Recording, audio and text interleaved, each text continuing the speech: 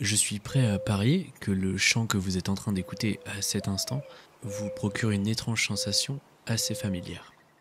C'est pas un souvenir précis, je dirais que c'est plutôt une impression. Est-ce que vous êtes d'accord avec moi? Je pense que vous avez déjà tous entendu ce chant, comme s'il appartenait à une époque que vous avez aimée. C'est étrange, non? Ce n'est pourtant qu'un simple oiseau, il n'est pas rare, il n'est pas spectaculaire, un oiseau qu'on croise sans y prêter attention. Mais il a ce petit truc, en l'occurrence ce fameux chant, qui pourrait s'apparenter à une odeur, un parfum. Et si c'est un parfum, ça serait probablement un parfum d'un monde oublié.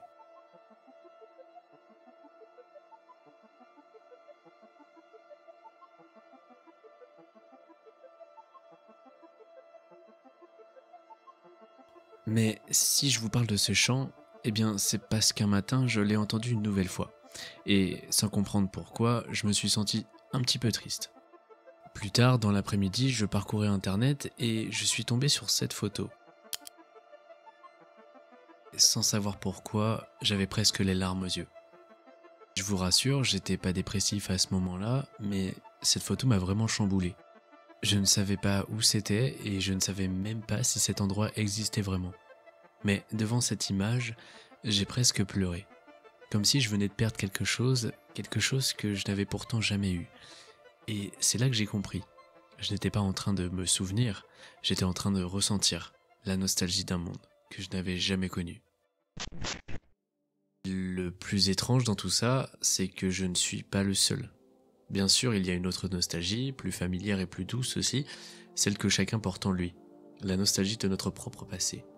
Et là, je revois ce petit garçon préoccupé uniquement par la capture d'un Pokémon légendaire ou par ce temple de l'eau dans Ocarina of Time. Je le revois s'allonger sur son lit, laissant le soleil printanier traverser la fenêtre et caresser son visage, comme si rien de vraiment grave ne pouvait jamais arriver. Ou encore cet après-midi d'été du dernier jour d'école. Ça paraissait irréel et hors du temps, un peu comme le chant de cette tourterelle triste qui te réveille un matin d'une époque lointaine. Cette nostalgie-là, c'est celle d'une époque qu'on a vraiment vécue, un fragment de nous-mêmes figé quelque part, dans un monde qui, même s'il n'existe plus, a quand même véritablement existé. Mais aujourd'hui, ce dont je veux parler, c'est d'une nostalgie qui ne se raccroche à aucun souvenir, mais qui serre quand même la gorge. Et d'ailleurs, il existe un mot pour décrire ce sentiment si particulier, anémoïa. Alors qu'est-ce que c'est? C'est un néologisme inventé en 2014 par un écrivain américain. Je vous mets son nom à l'écran et l'ouvrage dans lequel le mot est apparu. Alors pourquoi il a créé ça? C'est parce qu'il voulait donner un nom à toutes les émotions qui sont étranges, fugitives, que notre langue échouait à capturer. Anémoïa, c'est la nostalgie pour quelque chose que l'on n'a jamais connu, un monde auquel on n'a jamais appartenu et qui pourtant nous manque cruellement. Une nostalgie qui n'a jamais été réelle finalement. Et ce qui est marrant avec tout ça, c'est que des milliers de gens à travers le monde se sentent tristes et nostalgiques devant des images similaires.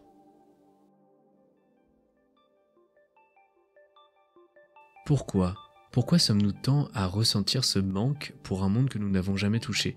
Pourquoi pleure-t-on, au fond, un passé que personne n'a jamais vécu? Avant de nous plonger un petit peu plus dans le sujet de l'anémoïa, on va faire une brève recherche et s'intéresser un petit peu plus à ce qu'est vraiment la nostalgie. Alors, si je regarde bien, la nostalgie, c'est un sentiment de regret des temps passés ou de lieux disparus auxquels on associe des sensations agréables, souvent a posteriori. Mais ce n'a pas toujours été ça. Au départ, la nostalgie, c'est une maladie. C'est vraiment un mal, un diagnostic clinique. Nous sommes en 1688, un jeune médecin suisse, Johann Hofer, observe un phénomène étrange. Les mercenaires de son pays, engagés à l'étranger, tombent malades. Pas physiquement, mais psychiquement. Ils deviennent apathiques, perdent l'appétit, errent les yeux dans le vide. Et ce n'est pas un chagrin ordinaire, c'est une douleur du retour impossible. Alors Hofer invente un mot. Il prend nostos, le retour, et algos, la douleur, et va forger ainsi le mot nostalgie. La nostalgie n'était autre pour lui que le désir ardent de l'âme affligée à retourner dans sa patrie. Dans sa thèse de médecine, il donnait une description clinique de ce qu'il considérait comme une pathologie, tristesse, fièvre, palpitations, tout en détaillant ses causes et ses traitements. Des purges au saignement jusqu'à l'ultime prescription, le retour au pays. Pendant longtemps, ce mot reste médical. et puis, peu à peu, la nostalgie quitte le médical. Et celle-ci envahit les salons. Les écrivains romantiques s'en emparent et elle change de forme. Au XIXe siècle, la nostalgie devient culturelle. Elle imprègne la peinture, la musique et la littérature. On ne veut plus la guérir, on veut s'y abandonner, s'y réfugier comme on retournerait chez soi. Mais ce chez soi, il est souvent flou. Un monde que personne n'a vraiment connu, mais que tout le monde croit avoir perdu. Et là, on rentre dans ce que les sociologues appellent la nostalgie réflexive. Celle qui ne se contente pas de regretter, celle qui réinvente. Et ce phénomène, la science moderne le confirme. Voici une étude récente qui montre que notre mémoire n'est pas une caméra, mais plutôt une machine à fiction. Chaque souvenir est reconstruit à chaque évocation, à chaque fois il se tord. J'ai vu récemment quelqu'un donner une image à ChatGPT et lui demander de la reproduire à l'identique. Une fois la nouvelle image créée, il a demandé à l'IA de répéter le même processus et ça, plus de 100 fois, toujours avec la nouvelle image reproduite à chaque fois. Résultat, si on compare la première image à la dernière, ça n'a plus rien à voir. J'ai pris cet exemple juste pour que vous compreniez un petit peu mieux le concept. En fait, c'est une réinterprétation des souvenirs. On finit par croire que ce monde doux qu'on imagine a existé. Mais ce monde-là, c'est souvent une chimère. Un best-of d'émotions monté par notre inconscient, avec des musiques tristes et des souvenirs doux, mais déformés. On appelle ça le biais de positivité. On se souvient de la couleur du vélo, mais pas du froid qui gelait les mains. On se souvient du rire, mais pas de la dispute qui a suivi. La nostalgie vend un passé idéal et aseptisé. Un passé sans douleur et sans problème. Mais ce passé-là, ce passé parfait, il n'a peut-être jamais existé. Et pourtant on le cherche, on le pleure et on le fantasme. On le recrée. Et dans notre époque, ce phénomène a été amplifié. Aujourd'hui, ce ne sont plus seulement nos propres souvenirs qui façonnent la nostalgie, c'est la culture entière. Le cinéma, la musique et Internet. Tout nous sert, sans arrêt, des images d'un monde que nous n'avons jamais vécu. On parle ici d'imaginaire collectif, d'une immense fresque émotionnelle tissée par la pop culture, où chacun croit retrouver un fragment de soi, même s'il ne l'a jamais vécu. Un passé fabriqué, diffusé, magnifié, un passé qui ressemble plus à un rêve qu'à une réalité. Pourtant, on en souffre comme si on nous l'avait arraché. Mais si ce monde n'a jamais existé, qu'est-ce qui nous manque vraiment ? Il y a un truc qui se passe, bizarre, là, sous nos yeux. Quand tu ouvres TikTok à 2h du matin, sans but, tu vas scroller et soudain, ça va arriver. Une vieille vidéo banale, une rue vide éclairée par un vieux lampadaire. Il y a personne, juste ce petit grain subtil, mais il est quand même assez présent pour être remarqué. Un peu sale, un peu tremblant. En fond, t'as un petit synthé, un petit peu dark wave, une boucle mélodique qui semble tourner sur elle-même, et là, t'as ce petit pincement au cœur. Mais pourquoi ? Tu n'as jamais été dans cette rue, tu ne reconnais même pas la musique, et pourtant tu ressens quelque chose. Comme si cette scène appartenait à une vision que t'as oubliée. Ou pire, à une vie que tu n'as jamais eue.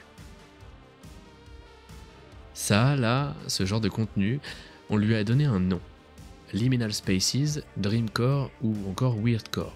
Ce sont des genres nés sur internet qui nous font ressentir assez bien le concept d'anémoïa. Et d'ailleurs, c'est de là qu'a été inspiré le thème horrifique des backrooms. On salue Feldop au passage pour nous avoir pondu de très belles vidéos sur ce sujet, je vous conseille d'aller les voir. Alors c'est une esthétique du presque. Quand je dis presque, c'est presque familier, presque réel. Et ce presque, il te fait ressentir ce petit truc étrange et parfois dérangeant, parce qu'on dirait un peu ton enfance. Mais ce n'est pas vraiment ton enfance. C'est un peu comme regarder un lieu familier après que la ville a déserté. Ces espaces flous et désaturés montrent des lieux vides, vaguement reconnaissables, mais détachés de tout contexte humain. Toutes ces images troublent parce qu'elles rappellent des souvenirs sans les concrétiser. Ce sont des espaces entre deux mondes, l'enfance et l'âge adulte, la sécurité et l'angoisse. Et ça me rappelle vaguement l'époque Doomer. Je sais pas si ça vous rappelle quelque chose, mais moi ça m'évoque ça parce qu'il vivait aussi entre l'acceptation résignée d'un monde en ruine et l'envie diffuse d'un monde qu'ils n'ont jamais vraiment connu. Alors ce terme, il est également né sur internet et il décrit une génération qui regarde l'avenir avec un mélange de mélancolie et de fatalisme. Ce sont des jeunes désabusés, souvent marginaux, qui voient l'effondrement comme inévitable et qui se réfugient dans une esthétique qui exprime cette tristesse sourde et inexpliquée. Doomer, ça vient de l'anglais doom, qui signifie ruine ou destin tragique. Et ce personnage, il est représenté par une figure triste et résignée. Un jeune homme chauve, coiffé d'un bonnet, aux traits épuisés et sans espoir. Les doomers, souvent sans but, errent dans un quotidien où l'avenir semble bouché. Leur malaise est diffus et il est renforcé par l'obsession collective pour un passé idéalisé. D'ailleurs, cette espèce de mode de doomer s'est amplifiée avec la crise de 2019. En tout cas, c'est à partir de ce moment-là que j'ai commencé à voir beaucoup plus de dark wave ou des musiques du style mareux, qui ont vachement contribué à démocratiser le terme. Bon, pour rentrer un petit peu plus dans le détail, les doomers cherchent à donner un sens à leur mal-être. Ils écoutent souvent de la musique mélancolique, associée à la mouvance New Wave post-punk, et ça accompagne leurs réflexions moroses sur un monde en déclin. Ils racontent une époque où beaucoup se sentent bloqués et incapables de se projeter dans l'avenir. Le doomer ne rêve pas vraiment d'une vie meilleure, il se contente de survivre dans cette ambiance froide et morne. Limite, pour lui, la beauté, en fait, elle est dans cette esthétique de la désolation. Et du coup, ça devient un refuge contre l'exigence de réussite permanente. Et l'esthétique doomer, elle est ultra renforcée justement par cette contradiction. Vouloir échapper au réel, tout en s'y enfonçant volontairement. Comme si s'immerger dans cette ambiance un peu morose leur offrait une forme de contrôle sur l'absurde. Vouloir se complaire dans la tristesse pour au moins maîtriser quelque chose dans un monde où tout semble se dérober. Et ce sentiment que je suis en train de décrire là, je trouve qu'il est propre à notre époque. Parce que la nostalgie, c'est pas juste un simple retour en arrière, mais ça forme une espèce de résistance passive à une modernité qui déçoit. Se perdre dans ces espaces flous ou incarner le personnage doomer, c'est une manière de dire que le monde est devenu trop dur ou trop rapide. Mais cette anémoïa, elle ne vient pas de nulle part. Aujourd'hui, ce qu'on consomme en ligne, ce ne sont pas des souvenirs, ce sont des répliques. Une sorte de passé générique qui a été formaté pour émouvoir.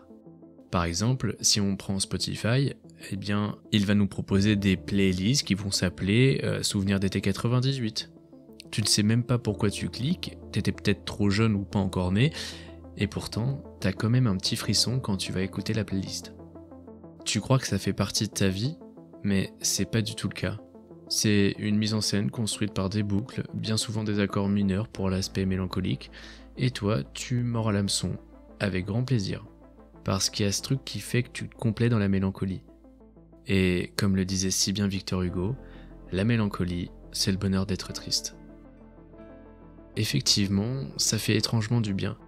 Comme le doomer qui finalement reste figé dans son identité du nihiliste, sans conviction d'un monde meilleur, mais qui aime un peu ça, et il aime son côté marginal en somme. Tout ça, ça donne l'impression que quelque part, tu appartenais à quelque chose. Mais pour l'exemple de la playlist Spotify, vous allez me dire « Oui, mais là c'est de la nostalgie à partir de vrais moments vécus. » Enfin, pour certains. Oui, c'est vrai, pour ceux qui ont connu cet été 98, cette playlist peut réveiller de vrais souvenirs. Mais, même pour ces personnes, quelque chose a changé. Ce souvenir réel est devenu un produit culturel, qui a été remanié pour provoquer de la nostalgie, même s'il ne correspond plus exactement à leur propre vécu. Le passé est transformé et consommé. Même un vrai souvenir peut être manipulé pour coller à l'image nostalgique qu'on veut en faire. J'en ai moi-même déjà fait l'expérience.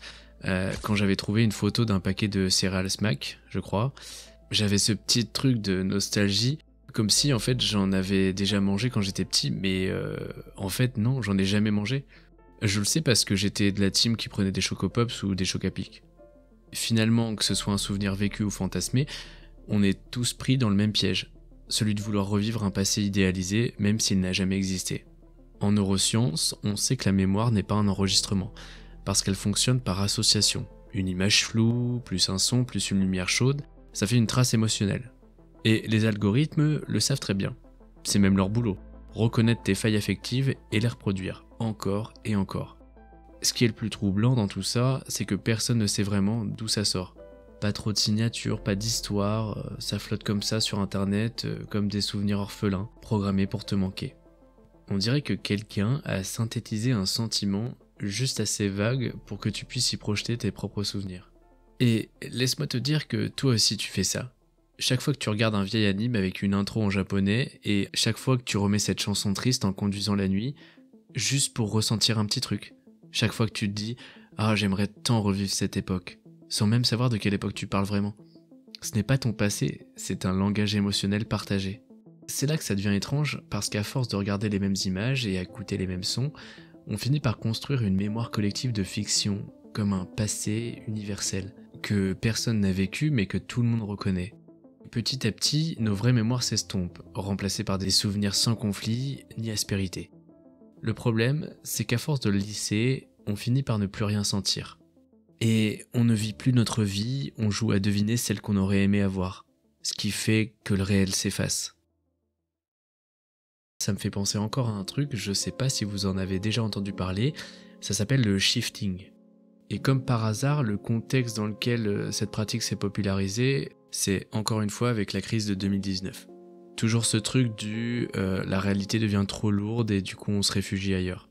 En fait, c'est une façon de se déconnecter du réel pour investir un monde imaginaire, et il est souvent inspiré de la pop culture. Par exemple, un ado qui va affirmer qu'il peut s'immerger dans l'univers d'Harry Potter.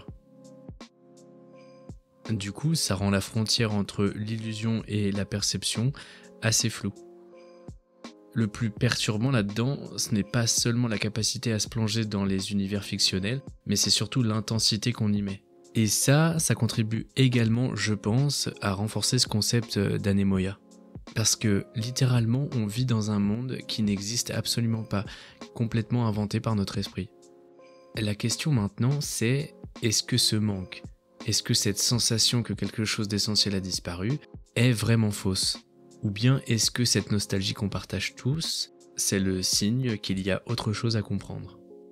Pendant un moment, je croyais que j'avais mis le doigt dessus, que la nostalgie c'était une simple réaction chimique, un vieux bug du cerveau, un peu de dopamine, un peu d'anxiété, et puis j'ai voulu creuser, vraiment. Je voulais pas intellectualiser le sentiment, c'est juste parce que moi aussi j'étais en train de glisser petit à petit. Je me suis surpris à passer des heures sur des vidéos où il se passe pas grand chose, avec cette petite musique mélancolique, une station-service abandonnée en fond, avec une pluie artificielle ou encore un lampadaire à moitié allumé, la petite chambre du gamer avec un éclairage tamisé, accompagné de consoles rétro, un plan fixe sur un canapé vide avec une vieille télé qui bug. Oh, et oui, j'allais oublier. On a tous déjà capté au moins une fois cette petite fille qui travaille. Tout ce que je vous montre, ça, c'est vraiment l'esprit du concept d'anémoïa. Parce que oui, j'ai l'impression de reconnaître tout ça, j'ai l'impression d'avoir vécu là-bas, même si c'est pas le cas. Je n'ai jamais vécu dans les années 80, et pourtant j'ai ce sentiment que je connais bien. Et c'est pour ça que je vous parle de ça, c'est parce qu'à ce moment-là, j'ai compris un truc qui fait un peu mal. Ce qu'on appelle nostalgie n'a pas besoin de vérité. Ça a juste besoin d'un décor crédible et d'un cœur fatigué. Je n'étais pas en train de me souvenir, mais de fabriquer quelque chose parce que le présent n'a plus assez de prise. Est-ce que j'ai vraiment été ce gamin insouciant ou est-ce que je me suis inventé cette douceur pour supporter ce chaos autour ? Comme si j'avais vu les coulisses du décor et qu'il n'y avait pas la vérité. Il y avait un besoin plutôt, un besoin de sens, même si c'est faux, même si c'est reconstruit, parce qu'on le sait tous très bien, même une illusion, parfois ça rassure. Du coup maintenant, je peux plus faire semblant, je peux plus consommer ces souvenirs sans me demander à quoi je suis en train de renoncer là tout de suite. Et si je vous disais que tout ce que je viens d'évoquer, les souvenirs fabriqués, les mondes fantasmés, n'était peut-être finalement pas une simple construction psychologique ? Et si, au fond de nous, nous nous souvenions vraiment ? Pas de cette enfance oubliée, mais bien d'autres vies. Tu te rappelles du chant de notre petite tourterelle. Il t'évoquait ton enfance, une matinée tranquille, quelque chose que tu as vraiment vécu.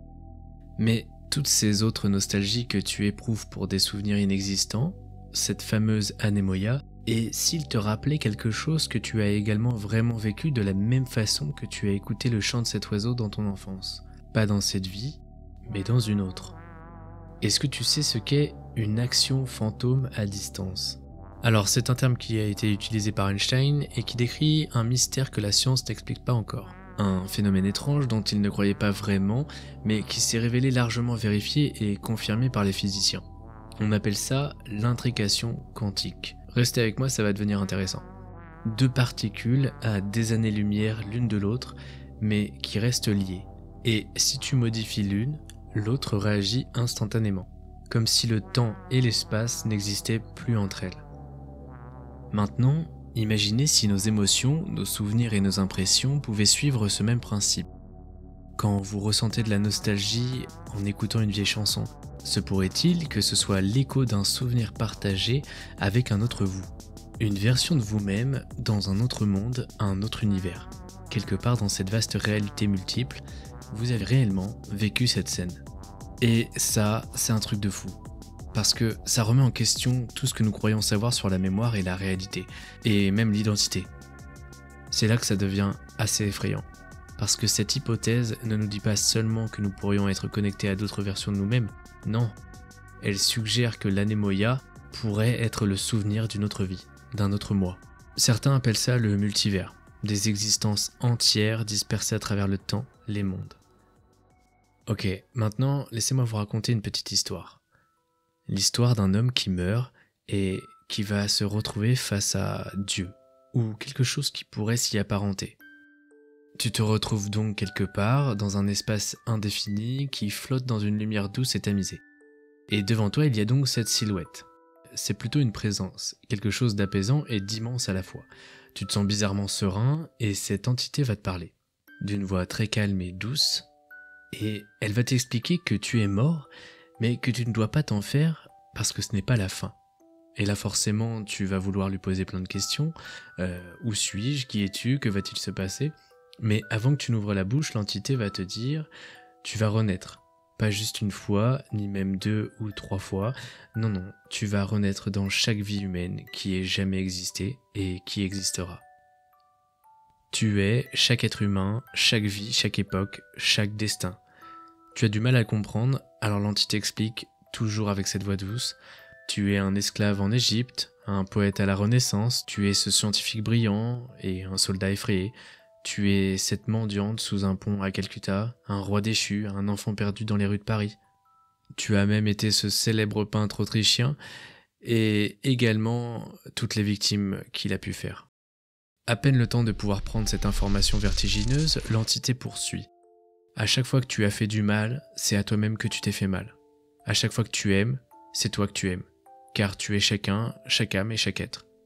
Et c'est ainsi que tu évolueras. En expérimentant toutes ces vies, tu comprendras la complexité de l'existence, l'entièreté de la condition humaine. C'est un processus d'apprentissage, un voyage pour atteindre la maturité de l'âme. Et à la fin, quand tu auras tout expérimenté, tu deviendras comme cette entité qui te parle, un être complet ou un dieu en fonction de ta perception. Et enfin, tu rejoindras un groupe d'autres entités qui se sont forgées de la même manière que toi tu es en train de le faire. Ce que je viens de te raconter là, ça provient de l'histoire écrite par un célèbre auteur, Andy Weir, dans le livre The Egg. Du coup, si on prend en compte cette perspective, eh bien, le manque qu'on ressent n'était pas le fruit d'un trouble mental finalement, mais bien le souvenir flou de ce que nous avons déjà été. Et d'ailleurs, on peut aussi mettre ça en parallèle avec l'histoire d'un psychiatre américain, Brian Weiss. Un jour, une de ses patientes sous hypnose a commencé à raconter une vie qui n'était pas la sienne. Et une vie dans une autre époque, un autre pays, avec des détails précis, et d'ailleurs trop précis. Plus elle parlait, plus elle guérissait. Ses angoisses disparaissaient, comme si en se reconnectant à une mémoire ancienne, un poids avait quitté son âme. Ça serait donc un souvenir légitime d'un autre soi? Une empreinte? Alors peut-être que cette nostalgie dont on parle depuis le début, c'est une langue ancienne que notre âme utilise pour communiquer avec ce qu'elle a été, pour nous rappeler ce que nous sommes et ce que nous devons devenir. Finalement, je crois que la nostalgie, c'est un signal qu'on envoie à soi-même pour se rappeler qu'on est plus vaste que ce qu'on croit. Ce monde qui paraît si lointain, ce n'est pas une époque passée, mais bien un fragment de nous qui cherche à se reconnecter. Si on prend un peu de recul, on peut se demander d'où vient ce besoin si profond de s'accrocher au passé. Pourquoi résiste-t-on autant à l'éphémère? Est-ce simplement une fuite ou un instinct plus ancien que nous, un besoin d'ancrage? Ça me fait aussi penser à Nietzsche d'ailleurs, avec l'éternel retour. Tout ce qui a été sera encore et tout ce qui est a déjà été. Pour Nietzsche, la nostalgie ne serait pas une faiblesse, mais plus une chance de dire oui à la vie, même dans sa répétition. Le but ici, ça serait de vivre sa vie de sorte à ce qu'on aimerait la revivre éternellement. Donc faire en sorte de se donner les moyens d'avoir une vie extraordinaire avec les moyens mis à notre disposition. Moi, je pense qu'on a trop cherché à classer nos souvenirs, à les rendre logiques et cohérents. Les émotions, elles, ne suivent pas cette logique. Elles surgissent comme si notre cœur captait des morceaux de nous laissés en suspens. Et si ce monde que tu cherches, ce monde que tu regrettes sans l'avoir connu, était tout simplement un appel à explorer ton propre imaginaire. Ressentir ce que ça fait d'être en vie, de se reconnecter à ce que notre âme sait déjà, mais que notre esprit refuse de voir. On passe nos vies à courir après un passé qu'on croit réel, sans jamais prendre le temps de se demander si ce passé existe vraiment. Et si ce manque qui nous fait chercher sans fin, était en fait le signe qu'on est toujours en mouvement, que chaque choix qu'on croit avoir trouvé nous échappe pour nous rappeler que nous sommes des êtres en transformation, qu'on ne peut pas se figer dans une époque, dans une image ou dans une définition de nous-mêmes. Notre tourterelle, en chantant ce matin-là, m'a fait comprendre une chose essentielle. Ce que je cherche, ce que tu cherches, ce n'est pas un souvenir ou un endroit précis, c'est bien un élan de vie, un souffle d'une époque lointaine qui nous dit « continue de chercher et d'écouter ». Parce que ce que tu cherches, c'est toi, et toi, tu es plus grand que ce monde. Alors, laisse-toi envahir par la nostalgie. C'est une invitation à explorer ce que tu n'as pas encore compris et à réconcilier toutes ces vies, tous ces souvenirs pour finalement accepter que tu n'es pas juste un être figé dans le présent, mais un fragment d'éternité qui danse avec l'infini.